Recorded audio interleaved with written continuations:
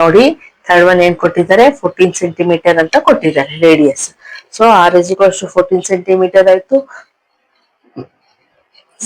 Formula ಈ surface area is equals to 4 pi r square. So 4 into pi ಅಂದ್ರೆ 22/7 ಹಾಕೊಂತೀವಿ. Radius ಅಂದ್ರೆ 14 ಕೊಟ್ಟಿದ್ದಾರೆ. So 14 into 14.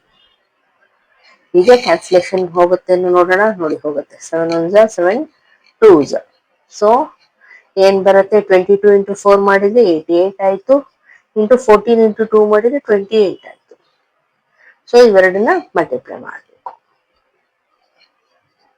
8 8 64. Again 8 8 64 plus 6 70.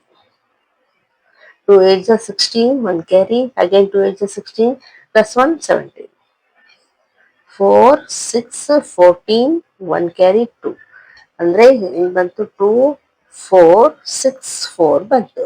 So ನಾವೇನ್ ಹೇಳ್ಬೋದು, surface area is equals to 2 4 6 4. Unit ಏನ್ ಕೊಟ್ಟಿದ್ದಾರೆ, centimetre. So centimetre square is the answer. Understand ಆಯ್ತಾ? ಈಗ ನೆಕ್ಸ್ಟ್